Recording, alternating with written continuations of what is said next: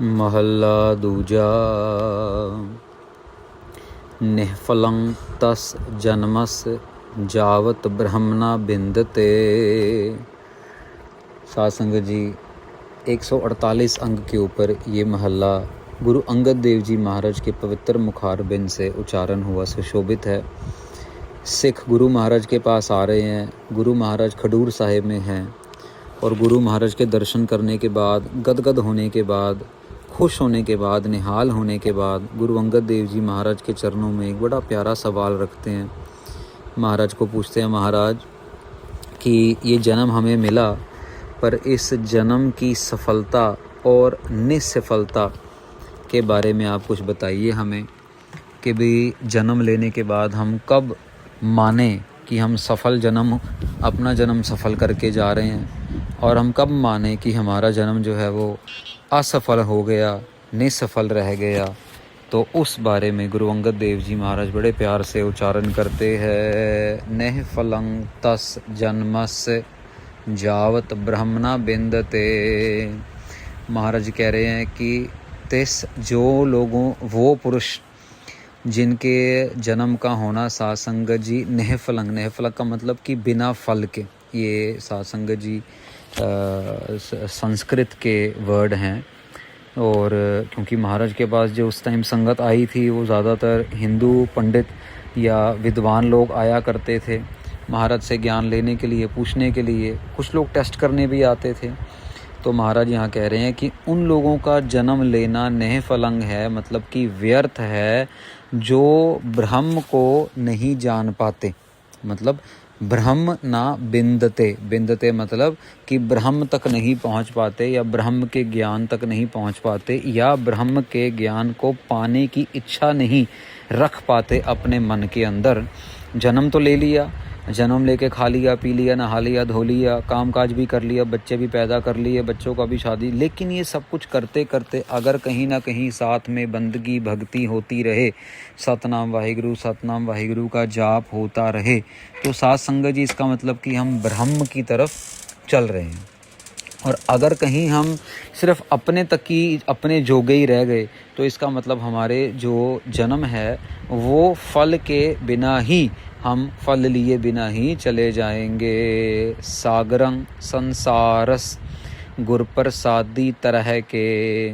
महाराज कह रहे हैं कि अगर जन्म को सफल करना है तो गुरु के चरणों के साथ जोड़ना पड़ेगा। महाराज कह रहे हैं गुर प्रसादी तरह के सागरं संसारस।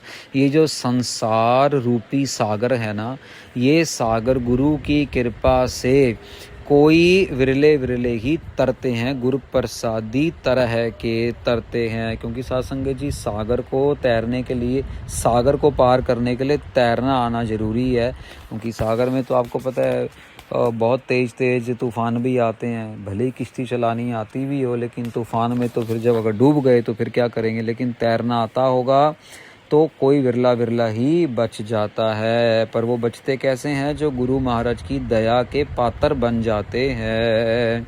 साध संगत जी यही बात हमारे अगर जहन में बस जाए ना कि भले ही सुख है, भले ही दुख है, वो सब उसकी ईश्वर की कृपा से ही हो रहा है। अगर वो दुख भी दे रहा है ना, तो इसीलिए दे रहा है कि हम उसके साथ जुड़े रहें। क्योंकि खुद महाराज ने कहा दुख दारू, सुख रोग पे। महाराज कह रहे हैं दुख जो है वो दारू है और सुख जो है वो रोग है। हमारे साथ भी कई बार ऐसा होता है साध संगत जी, कभी कभार अपनी ही गलतियों की वजह से हम लोगों को भी परेशान। ऐसा देखो, कर्म तो सबके साथ जुड़े हुए हैं, लगे हुए हैं।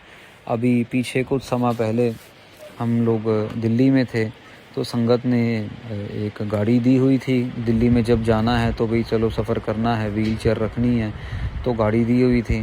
तो ध्यान में नहीं रहा हम लोगों ने गाड़ी का जो था वो पॉल्यूशन चेक नहीं करा। दिल्ली में तो आपको पता भैया पॉल्यूशन का, तो वहाँ पे तो फ्री की दुकान खुली है, पॉल्यूशन इतना ही पॉल्यूशन है। वो हम लोगों ने भी ध्यान नहीं दिया, मेरे भी ध्यान में नहीं रहा। हमने सोचा चलो ड्राइवर जो परिवार ने दिया वो उसने ध्यान दिया होगा। वो गाड़ी आगे रोक ली, वो गाड़ी रोक ली तो उसका चालान काटा। चालान काटने लगे, एक तो पोल्यूशन नहीं था और उसका हमने पोल्यूशन करवाया ही नहीं, तो उसका चालान पता नहीं कितना, 1500 2000। तो उनको रिक्वेस्ट तो की कि सर गुरुद्वारे की गाड़ी है, पर साथ में मैंने कहा सर गलती तो है, तो अभी कैसे करें, क्या करें। कहते अब आप खुद बताओ, आप खुद ही अपनी गलती मान रहे हो, तो अब इसमें ये थोड़ी ना कि हम भगवान को दोष देंगे। ये दुनियावी लेवल के ऊपर जो दुख सुख है वो तो आएगा उसमें। वो तो ये ना सोचें कि अगर हम नाम जप रहे हैं तो हमारे शरीर को कभी बीमारी नहीं आएगी, हम कभी बुखार ही नहीं होगा, हमें कभी सिर दर्द ही नहीं होगा। ऐसा नहीं, वो शरीर की क्रिया वो परालब्ध से जुड़ी हुई है, वो तो होगी शरीर के साथ, परिवार के साथ, घर बार के साथ, व्यापार के साथ, ये सब कुछ तो चलता रहेगा। मेन नुकसान ये ना हो कि अगर उस वजह से हमारा कहीं ईमान डोल जाए, और अगर उस वजह से हमारा कहीं हम ये कह देते कि जो पोल्यूशन चेक वालों ने काटा कि भैया आप 100 रुपये लो ना, और ये 1000 रुपये की पर्ची में मेरे को 900 का फ़ायदा, आपको 100 का फ़ायदा, यहाँ पे ईमान डोल जाता है। एक तो गलती है, पहले तो गलती की पोल्यूशन की पर्ची बनवाया, पोल्यूशन काटा नहीं, ठीक है। अब और उसके ऊपर दूसरी गलती, उसको हम लोग रिश्वत देने का बोल रहे हैं। अब बताओ, रिश्वत दे रहे हैं तो वो तो फिर एक तरीके से उसके लिए वो हराम की कमाई हो गई, उसके लिए वो उसकी हक की कमाई तो है नहीं। और महाराज क्या कहते हैं कि हक पर आया नान का है। महाराज कहते हैं किसी का हक तो मारना ही नहीं, उसकी हक की कमाई उसको सरकार दे रही है, उसको सैलरी दे रही है, जितना वो अपना माथे पे लिखवा के लाया वो अपने हक से कमा रहा है। अब उसे ऊपर अगर वो रिश्वत लेगा, आज हमसे लेगा, कल किसी और से लेगा, परसों किसी और से लेगा, तो हमने कौड़ा घूंट भरा और आजू बाजू जेब में कहीं से 10 रुपये, कहीं से 20 रुपये निकाले और उसको 1000 रुपया जो है वो इकट्ठा करके दिया, और हमने अपनी गलती भी मानी और अगले ही पेट्रोल पंप से जाके पॉल्यूशन का पर्चा वो कटवाया, जो भी उसका सर्टिफिकेट होता है। तो लेकिन साथ संगत जी, यही समय होते हैं टेस्ट करे, मेरे को कैसे लग गया, मैं तो अभी सुखमनी साहब का पाठ करके आ रही हूँ, मेरा कैसे एक्सीडेंट हो गया, मेरा कैसे टायर पंचर हो गया, मेरे घर में क्यों चूहा घुस गया, उसने कपड़े ख़राब कर दिए, उसने मेरी सब्जी को, मैंने दूध उबाला, दूध में छिपकली गिर गई। छोटी छोटी बातों के अंदर हम भगवान से रूठ जाते हैं और ये भूल जाते हैं कि भैया इसमें भगवान का कोई दोष नहीं है, दोष तो हमारा अपना है। करण कारण समर्थ है, कहो नानक विचार। महाराज कहते हैं वो करने वाला और वो जो कर रहा है, करण कारण, वो करने वाला है, और वो कारण कारण मतलब पूरा जगत, साध संगत जी पूरे जगत को जो चला रहा है वो पूरा समर्थ है। कहो नानक विचार। महाराज कह रहे हैं हम ये विचार करके बता रहे हैं, एवं ऊपर ऊपर से नहीं बता रहे। जैसे अखबार पढ़ो ना साध संगत जी, तो अखबार की एक हेडलाइन होती है और उसके बाद फिर उसके अंदर का सारा डिटेल होता है। महाराज कह रहे हैं ऊपर ऊपर से नहीं बता रहे, पूरा विचार करके सारे खंडों ब्रह्मांडों का, सारे पाताल दीप लोक का, सारे समुद्रों का, नदियों का, सबका विचार करके बता रहे हैं कि वो जो करण है ना, जिसने बनाया है सब कुछ, जो जहाँ पे महाराज जो कह रहे हैं जो कर्ता पुरख है अकाल पुरख वाहिगुरु, वो जो कारण है उसने जो कारण बनाया, कारण मतलब सारा जगत, कारण का मतलब माया भी है साध संगत जी, जिसने माया बनाई ये वो सर्व कला समर्थ है, जिसने ये सब कुछ बनाया वो कुछ भी बना सकता है, वो कुछ भी मेट सकता है। कारण करते वश है जिन कल रखी धार। देखो कितनी कमाल की बात आगे कह रहे हैं। पहली लाइन में कह रहे हैं करण कारण समर्थ है। भाई करण मतलब कि कर अकाल पुरख वाहिगुरु जी, कारण मतलब कि जगत, या कारण मतलब कि माया। महाराज कह रहे हैं करते ने जगत बना दिया, करते ने माया बना दी, सारा पसारा डाल दिया, ये हम विचार करके बता रहे हैं।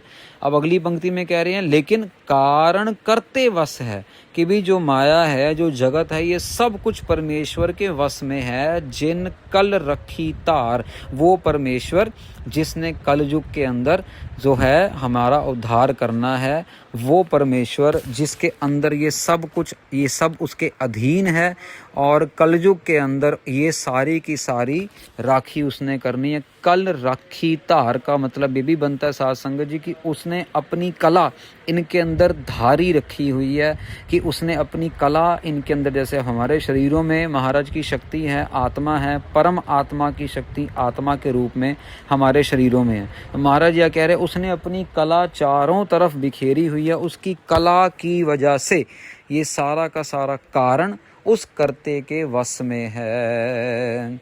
आप कभी कभार देख लो साध संगत जी, मैं वैसे एग्जाम्पल देने लगा हूँ एक, कि किसी को बीमारी हो जाए, जितनी मर्ज़ी दवाई खिलाई जाओ, पर वो कुछ समय बाद अगर चल बसे तो इसका मतलब हमारा दवाई देना सब कुछ व्यर्थ हो गया। इसका मतलब उसका जीवन और उसका मृत्यु हमारे हाथ में नहीं है। इसका मतलब दवाई भले जितनी मर्ज़ी खिला लो, पर अगला बंदा जीवित तब रहेगा जब अकाल पुरख वाहिगुरु जी की कला उसके अंदर रहेगी, क्योंकि कला वो करते के हाथ में है, वो कारण वो जो करते के हाथ में है, और किसी के बस की कोई बात नहीं। आप जितनी मर्जी एहतियात बरतो गाड़ी चलाने में, साइकिल चलाने में, लेकिन फिर भी अगर एक्सीडेंट हो जाए, मतलब कला उसके हाथ में। अब जितना मर्जी ध्यान से खाना बनाओ, नई नवेली दुल्हन आई है घर में, और जितना मर्जी वो ख्याल रखे, फिर भी अगर लून तेज़ हो गया, नमक तेज़ हो गया या कम रह गया, मतलब कला करते के हाथ में ऐसा। और किसी की सब्ज़ी बहुत अच्छी बन गई, बहुत स्वाद बन गई, मतलब कला करते के हाथ में। जिसने कभी पहली बारी बनाया हो, साथ संगत जी, हमारे यहाँ पे एक सेवादार है,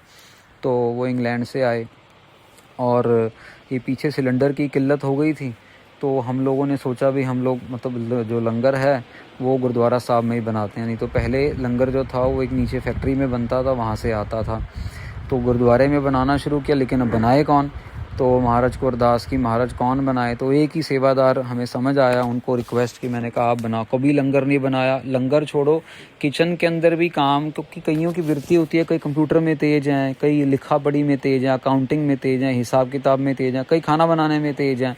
तो वो जो सेवादार हैं वो थोड़ा बहुत अपना कंप्यूटर में तेज़ हैं, लेकिन किचन में थोड़ा उनका हाथ थोड़ा सा मतलब नहीं था तेज़।